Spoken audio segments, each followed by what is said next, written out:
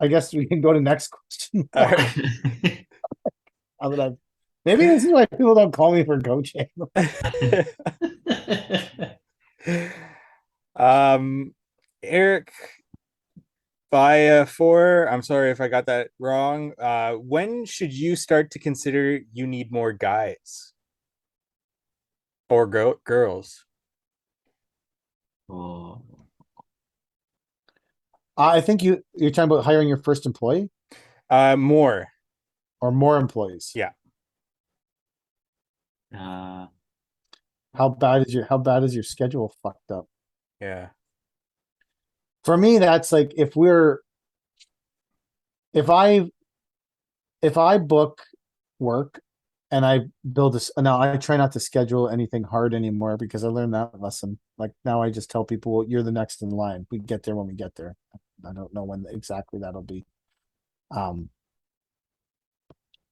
but if we're falling way behind where I think we should be, I, there's the weather factor, but I tend to think sometimes maybe I've felt like one person would accomplish more than they can, you know, or so, and maybe that's when I would start to look at, say, if we add someone, does that make things better, or is the work just more complex and maybe I fucked this up, and then normally I conclude I fucked it up, but it, I guess maybe it would be that if your schedule's behind, that's where I would start to think hard about bringing on some more people.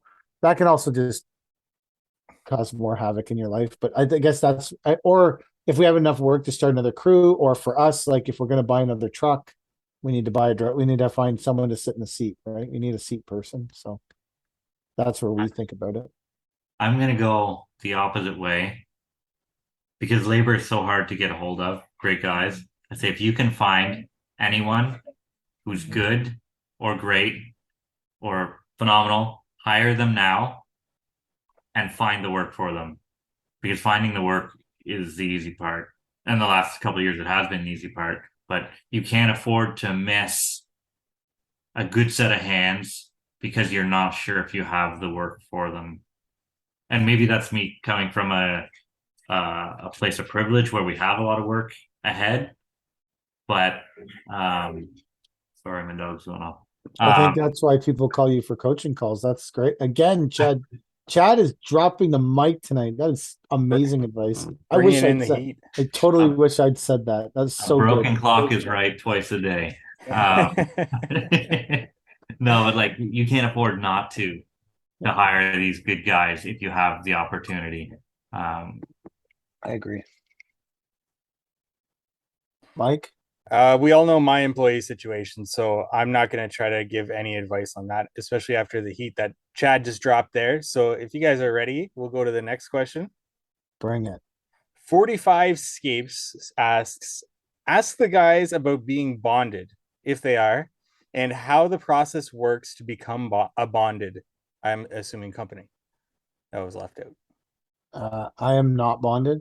That's why I subcontract most of our commercial work because I don't want to deal with it. And I have worked extensively at bonded companies, and it is a lot of accounting. It's an accounting thing. yeah, it You have to, yeah. yeah, we're not bonded either. I think you can get bonds based on certain jobs, right? Like you don't have to be bonded.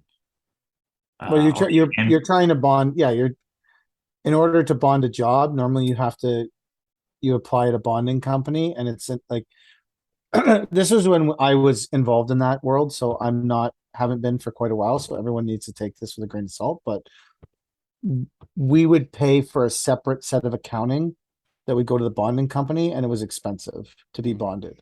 And at the end of my run at that place, we were debating whether being bonded was even worthwhile because we had really cut down on to be most of the time.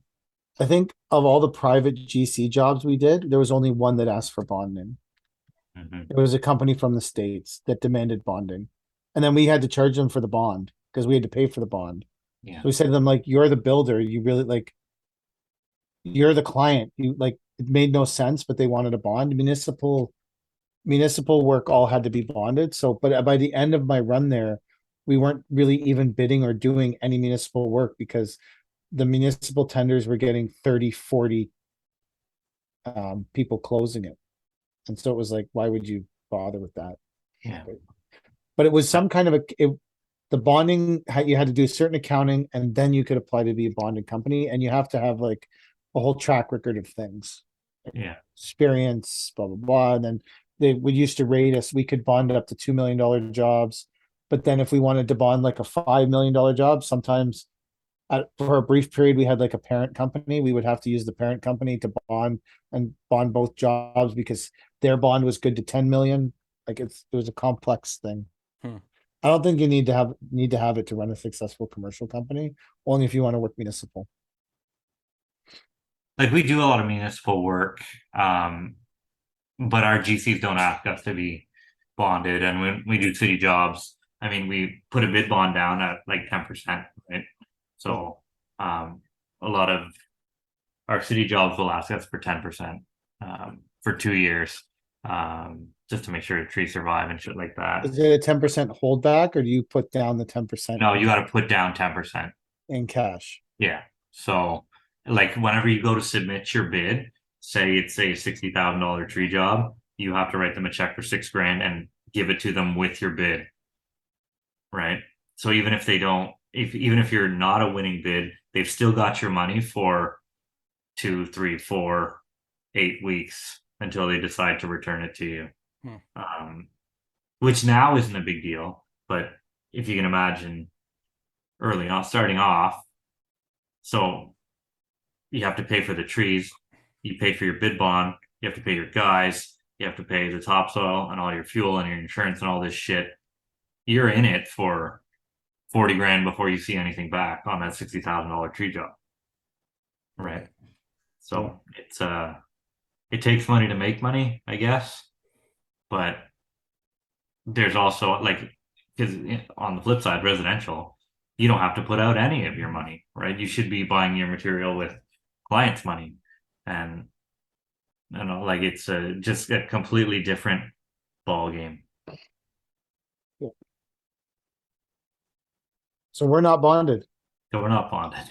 That was the last question I had. Oh, you didn't go to the not our finest hour questions? I did. Do you want me to start going on those? Sure, yeah. Unless we have a different segment we're going by. And no, I don't have anything else. Do you guys?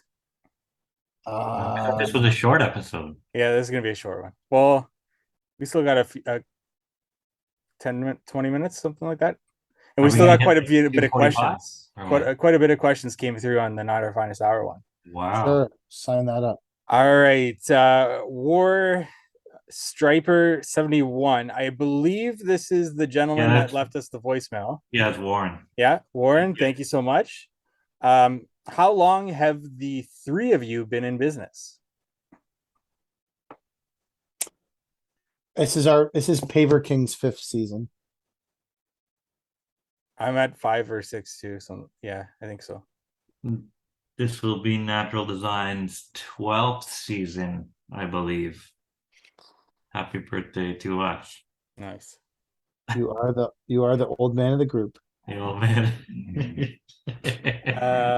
New Leaf Ottawa, our number one fan. Speaking of hose shots, what is the best type of hose? Oh. Not the cheap green one that kinks and wraps all around you. Yeah, no. The best hose is a warm hose. That's been in the sun all day. No. I like those red farmer's hoses with the big brass connectors on them. About $100 a piece. I think those are, for the most part, those are the only ones we buy. And they're great until the civil rides over them with their bulldozer. Bonus points if they're connected to a timer to water your trees. Nice. Anyway, I think that you shouldn't cheap out on a good hose. If you're gonna put a hose pictures into alone, a trailer, or well, pictures. I mean, for me, if this is directed at, I feel like the fluorescent hose picks up the pavers the best. A brightly colored hose. If you go with a black hose, it gets lost in the pavers. It can be mistaken as a jointing compound, a resin. If you're good, for me, I think you should be sourcing out brightly colored hoses. A blue one with an orange stripe, always a highlight. Always a highlight. But I don't think you should. Just as a personal note, don't cheap out on hoses. It just costs you. It causes more pain and it costs you more money. You can buy 20 cheap, shitty green hoses over buying one good $100 hose that will last you till the civil runs over it. I feel like in Cornwall, homeowners all have that. You see this, this shrinking hose? Oh yeah. Oh yes, yeah. Everybody has the shrinking hose as seen on TV, or what, some of them still have the sticker as seen on TV, Yep. the shrinking hose, and they're wrapped around their little, that plastic thing, the hose reel. But I always tell the guys, never use the client's shrinking hose. Take out our hoses every time. Why? Are you anti-shrinking hose? I'm anti-breaking the client's shit while we're there. It's also like a felty Yeah, outside. So if you bring yeah. poly with that, that's gonna get like completely messed up. Yeah. I say disconnect the client's hose. Yeah. Keep it on the spool. We use our own hoses. Those are plenty in the retirement community that I frequent. The expandable Maybe hose. when they move in, they give you a new shrinking hose. Welcome to the community. Here's your shrinking hose. So, just to take a step back, the guy who works in the retirement community most of the time said that sales is going to mostly go to the younger people. I'm just putting it out there because I've got an in with those younger people through their parents. To their parents. He sees his client base dying off. Mike's there sweeping in the poly, and the clients are dying on the spot. They're gonna go after the kids for the money now. I've made it a point to ask them to introduce me to their children, so that I've got an in with the next ones that are. I get your email in case I need, your dad's away, and I can. But PK would say just introduced to the daughters. Oh, not the sons. Try to be honest about something and look what comes. All right, next question here. We're done with hoses. Beyond the Lawn has 2 questions for us. First one is, how did you take massive action this past week? I tiled my kitchen today. Oh, I saw that. Yeah, my wife is stoked. Sweet. She has been finding reasons to walk by the kitchen.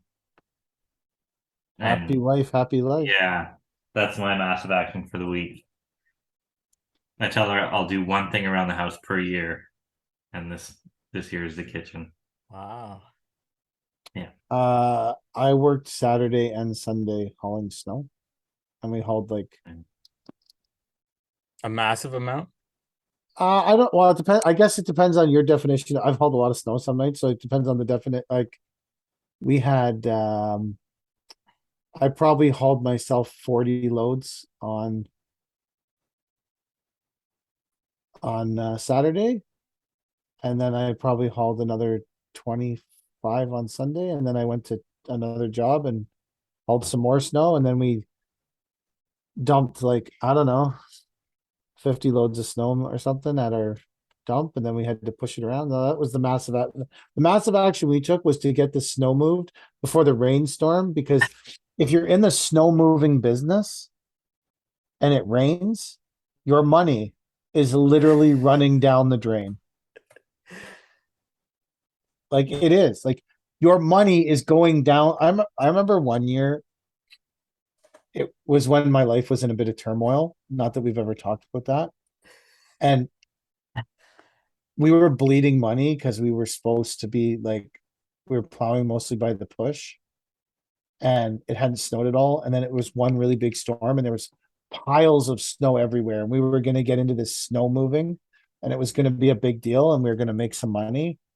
And I was pumped about it. And then they were like, okay, let's do it. And then a random rainstorm came in and wiped out all the piles of snow. And I remember being devastated by it. So But the So- massive act. Sorry, Whenever you're paid to remove snow, yeah, is it by the hour? it depends. There, we have some clients that hire us by the hour, and I have some clients that So hire if us by the it's load. if it's raining while you're removing snow, I've done that. You gotta hustle. are you wanting to get rid of the piles faster or Yes. yes? Well, I guess well, because they're gonna be gone, first of all, like, you wanna get. Yeah, but regardless of whether you're trucking them away or it's Mhm. melting on the spot, it's going to be gone. Yes. So do you want them to stay or do you want the snow to stay and load it into the truck to get it away, or do you just want it melted there? Well, I would always wanna do the work, I guess. Like, See, because I'd be in between loads, I'd be taking the loader and fanning it out across the parking lot and driving over it and melting it well, and shit. we're You know, almost like never loading. I only have maybe 3 clients where we might take our skid steer and load the snow for them. 99% of the time, we're not, we're just trucking the snow. yeah. So you're by the hour on it. Well, we do it 3 ways. We do it. If you're just moving snow around on the property, which we have some clients, then that's usually just all by the hour. And then we have people who call us in for 1 or 2 loads. So that would be usually by the load if we're disposing of it, because it's a couple loads. And they're usually smaller clients that have like small spaces, and they're like, hey, I need to get 2 loads of snow out of here to create more parking at the convenience store. And then the third way we do it is we do it by the hour, but with a dump fee, because we're using our dump to dump the snow.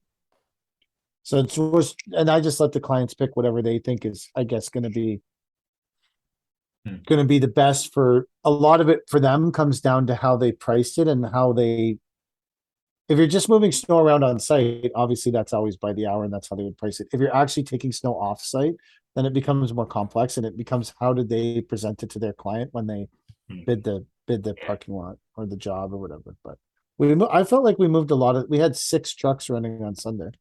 Oh, shit. I felt like that was some massive action. We took some massive action with some of our clients, and we created more parking for people that nature would have created 3 days later. But hey, whatever. No, that was our massive action of because the rest of this week has been a bit of a jam. We hauled dirt for 2 days this week too. Oh, Nice. Cody floated a machine. We delivered gravel to a client who's doing a patio in the middle of the winter. Props to them. ooh. Well, Yeah, it's one of those, they're trying to open something. I'm sure you've done some stuff that we're trying to open Yeah. something. So we delivered 3 loads of gravel this week too. So we had some, for the middle of February or start of February, I feel like we took massive action this week. Nice. What did you what do, did Mike? you do, Mike? Yeah. What did I do? My massive action. I paid a progress payment to my developers for the software, which is likely going to be released next week. So that would be my massive action. Nice. Yeah. So the next question from Beyond the Lawn is patio slope, hot or not? If hot or not, what's your percentage? What was the first part? I missed it. Patio slope, hot Patio or not? slope, like a percentage? Yeah, just patio slope in general, hot or not. And if hot or not, what's your percentage? Quarter bubble. 2% quarter bubble. Okay. Is it hot? Is it hot Is it though? hot?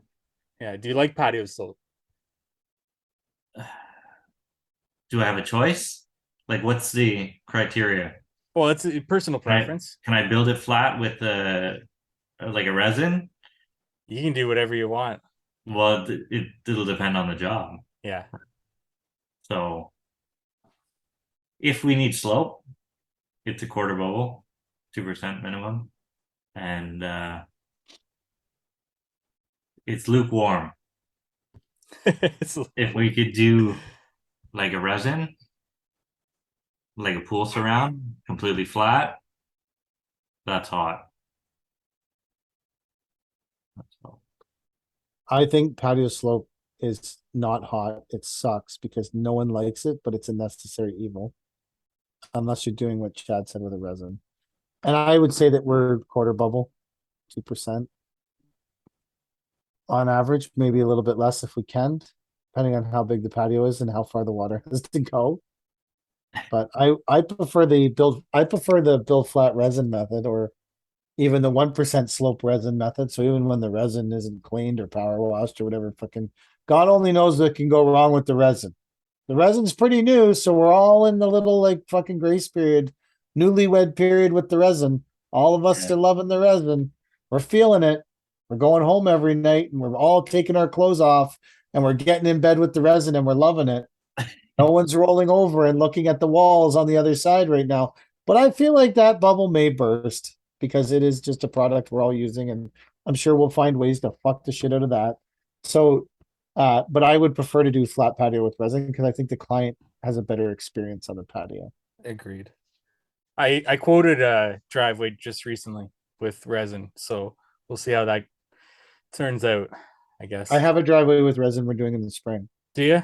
It made me feel sick when I saw because we pre-order everything months in advance, and then they send me the quotes, and it made me feel fucking ill when I looked at how much it I costs. bet. I was like, oh God, have you quoted it yet? Like priced it out yet? Yeah, I have. It's expensive. But I feel like it might be hassle free. It takes a long time to install, but we touched on this before. Oh, yeah. Yeah. Several times, maybe Yeah. once. I'm gonna say 1% personally. If it's a aggressively textured stone, I'll go 2%. Yeah, that's my slope. Hot or not, obviously we talked flat, always best, but obviously you can't. MK Landworks, do you know your numbers?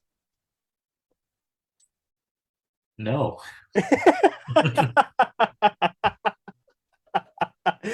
I know them in passing. They're an acquaintance of mine, but I don't know them. That was awesome. Uh, I have a general idea. I don't know them to the penny. I have a general idea. I was actually listening to a podcast today where a guy was like, I run over my profit and loss statement every Saturday. I was like, Jesus. holy shit. I was That's like, I don't think intense. I made me feel a little guilty, a little insecure. I don't think I've looked. I know I do a meeting with the accountant once a year, and I think that's there, but I can't say for certain.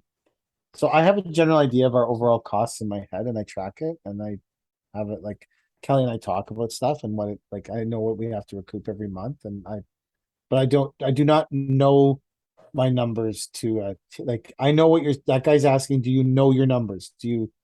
And I'm gonna say no, I don't, because I don't. And he did say it jokingly because he did add a nerdy emoji afterwards. So I would assume this is more so a joking. I have a general idea, but I don't know them the way that people who talk constantly about knowing their numbers know their numbers. So, like, I joke about not knowing my numbers, but like my brain's always thinking about what we're doing, right? Like, say we've got a patio and I know how many square feet and how much that costs and how many bags of sand and how much gravel and all this shit. Like, that's all running through my head. But I'm not going to give you a down to the penny. I can get you within $500. And They're for me, talking. They're that talking keeps about me sane enough. yeah, but they're talking about do you know your numbers like your overhead costs? Yeah.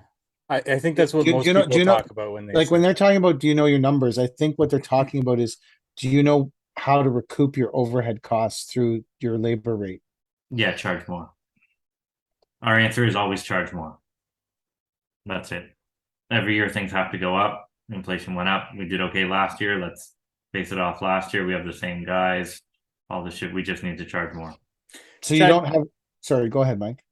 Chad, do you charge different or do you have a different process of coming about your number that you're going to quote commercial versus residential? Do you have a different system in your head in place for each of those? Yeah. We have a day rate for residential and commercial. It's all unit rate. And I know ballpark what we can accomplish in a day. Mind you, the commercial guys will throw a fucking wrench in your plans real quick. Mm. So it's hard to recoup whenever they say you can't be, or it's hard to know your numbers and put your plan into action to recoup on that whenever they're telling you you can work Monday, Tuesday, but Wednesday we need the space to do this, and you can plant some trees but not all of them because we have to get in there with access to this, and you can do some sod and water it here, but this spot's not going to be ready for 3 weeks. And like, so again, my answer has always been charge more to deal with all this shit that we're gonna have to. So we think of it as a full cup of money, as bad as it is, and every time something goes wrong, someone takes a little scoop of that money out of your cup, and hopefully by the end of the job, there's still enough that you can get a nice big gulp out of it. I That's think just, that, yeah, but I think that's true for any contractual work you do. Like it's like I've not used the cup analogy, but I've said to lots of people, like, when we start a contract, is the moment we start vaporizing the money off the contract. Every single thing we do on a contract, we're making less profit. yeah, Every single thing we do, every action we perform. As soon as we put the key in and turn it and we start driving there, we've lost money on that job. Every contract, all it is about losing money. You are losing money every day on every contract. So you And want to you plug hope- the hole before it becomes. You want to plug the hole in the ship. Well, you're just losing, you're bleeding money every you want to day. get the ship to the harbor before it's sunk Exactly. completely. Yeah. But Right? you're losing money every day. Every single day you go to work on a contractual job, you're losing money. And people will be like, "Oh, I priced it so that I'm going to make this much at the end." I'm like, "Okay, great, but what if you could find a way to make more? What if you plugged holes in your ship and made more? Like contractual work is just one big loss with a smaller wind at the end, a small wind at the end." Yeah, that's People to ask me why I like hourly work. We do a lot of hourly work. Like a way bigger percentage of our work is usually hourly over. I like hourly work because I like singles. I'm happy to hit 4 singles a week and then get home by the end of the week. But there's people who want to swing for the fence every fucking day. And those people love contractual work because when you do contractual work for everything you do, you swing for the fence every day, or you should be. If you're doing contractual work and you're not swinging for the fence daily, why the fuck are you doing contractual work? That's the only reason to do it, to hit the home runs. You don't do contractual work to hit a double. You do contractual work to hit a home run. That's just how we structure our business. We have crews that work hourly because I know that they are going to make money every fucking day and they're going to bring home and cover overheads and cover costs. When the trucks go out hourly, I know when you put the trucks out on a job where they're getting paid by the load, what if the excavator breaks down that I don't own, that has shit fuck all to do with me? Like it's when people pay by the load, the risk all becomes mine. So in general, it depends what you're doing, and people need to figure that out for themselves. But in general, doing things with us by the load, you're probably going to pay a little bit more because I'm taking all the risks. So if you say you're doing a job where you're digging, and I'm saying I'm going to do it by the load, and then I think you should get 5 loads out of there a day, but then you only get 2 because your skid steer broke down, your operator's a piece of shit, and the homeowner complained and moved this. I'm the one getting fucked because I did it by the load. Whereas if I do things by the hour, I don't give a shit if the truck sits there all day with the key turned off. It's better for me. So it's it's just like that's the thing with contracts is you're just every contract you ever do in your life, you are losing money from day one. And until you view it like that, you'll never make tons and tons of money on contracts, in my opinion. You have to get up on Monday and be like, I'm losing my fucking shirt today. It just puts some urgency on the job, right? Like it does. Like we make it seem bad, like you're losing money every day, and you are, but it's really not as terrible as you think, right? Because you're still doing the work, it's a planned loss. It's a planned loss. Yeah. And the better your planning is on your loss of revenue, on your loss of money, it's not revenue, but the better you plan your loss, the more money you will make in the end. Yeah. like if you're planting street trees and you forget to order them and they don't, and because you forget to order them, they don't come on first run, and you end up with guys cutting circles in front lawns for a whole fucking day. Chad Yeah. knows because he's done it. Yeah. I Like, like that day is you lost money because of your poor planning. yes, that day I lost money, but I can't look at it on a daily basis. I have to look at the whole project. And instead of making 60 grand on the trees, we made 55 or something like that. But that's what, like you. Could I have been faster and got my shit together and got the trees correct or got the locates right on the first shot or something? Or like, More better planning. You didn't plan your loss well. yeah, If you planned your loss well, your loss would have been less. Yeah. This Yeah. is guru level shit. this is I'm guru. going to start a course about how contracting is just losing money, and all you're trying to do is lose less money than the next guy. Yeah. Because all it is losing money from day one. You're just paying people constantly, paying out tons of fucking shit and hoping to collect more than you pay out. It's all just one big fucking loss. Really, if you look at your gross sales for the year, if you had done no work and been able to sell that and sell the fact that you had to do more work, you would have got to keep all the money. Yeah. So, anyways, Yeah. That's not as appealing for top of funnel as flashing your bank statement and showing how much money you made and getting people in the top of funnel that way. not as appealing. It's 9 o'clock, Mike. It's time for you to go. It's getting there. Yeah. I haven't gotten a message yet. I'm supposed to pick up my wife. That's why I got to go. But there is one more question. But Chad, what was your production rate on your tiling job? How many square feet did I get total? That's 40, 80, 160 square feet total. So I was at it for, let's say, 8 hours. So Whatever that division is.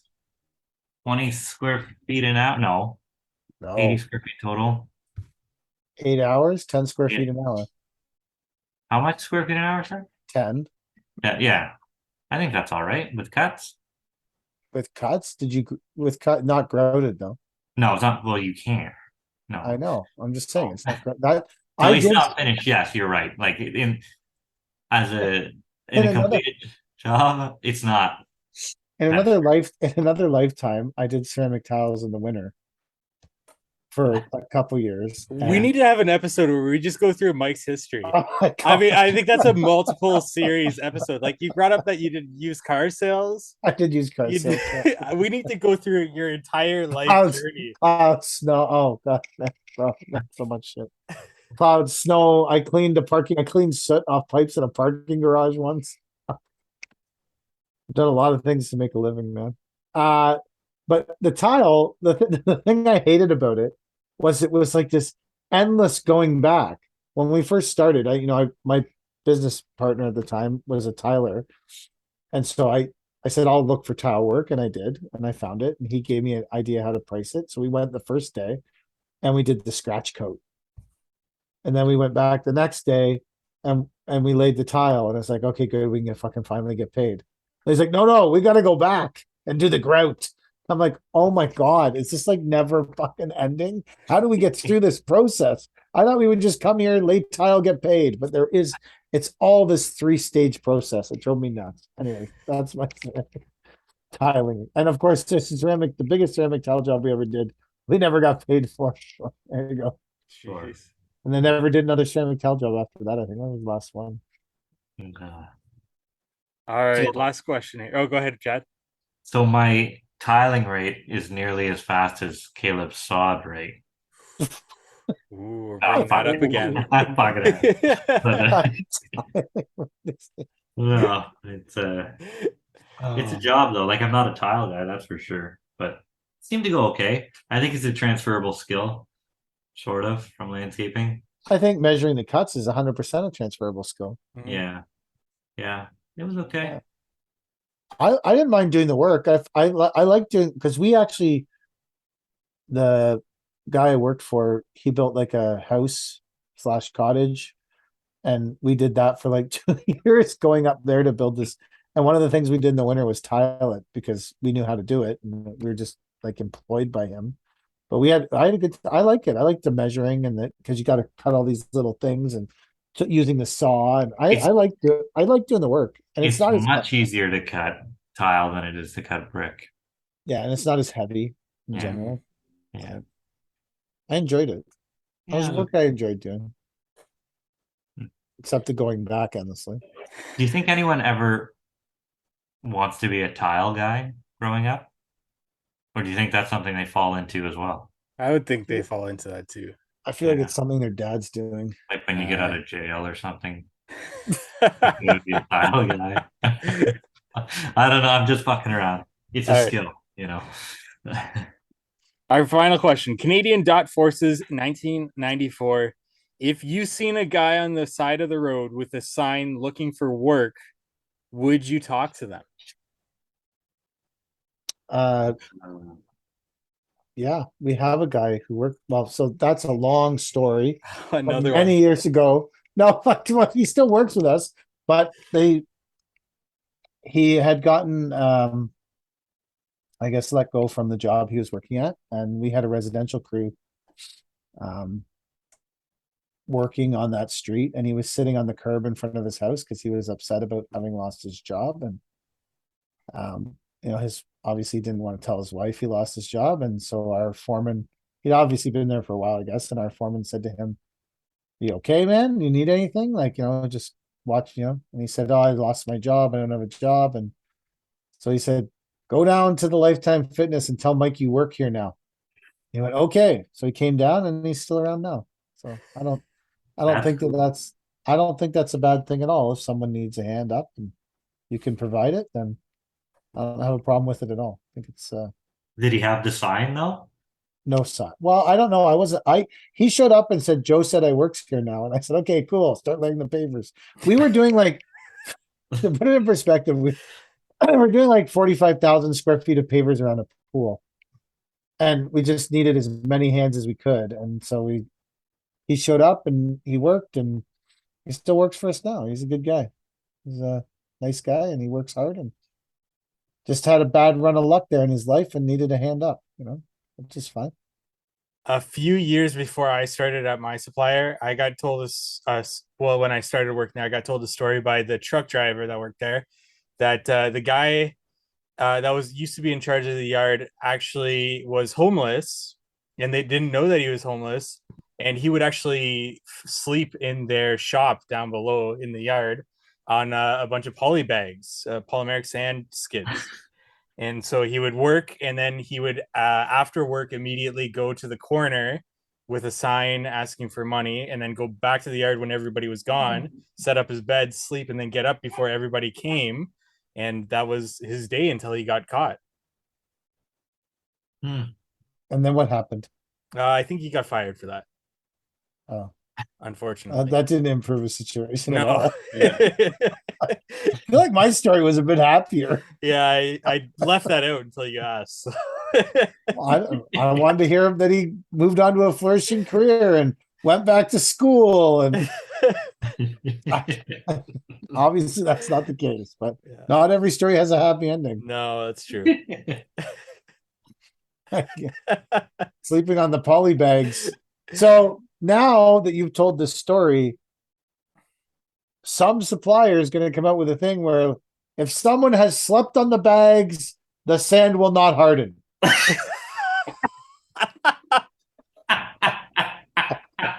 Listen, if people are sleeping on the skids, we don't know. We can't be responsible for that. Can't be responsible for that. Yeah. No pre-compaction and someone slept on the skids. Are you fucking nuts? How can you expect this fucking product to work? We will never be sponsored by a polysyn company. No. No. All right. Are we done? We got an episode in here? That's Is it. this That's the 2 end? episodes, guys. We're good. We're ending. This is the end of the episode. Thanks for listening. Thanks for sharing. Remember, watch our Instagram, and you could get your free Not Our Finest Hour live on our show, on our podcast coaching from Mike and Chad.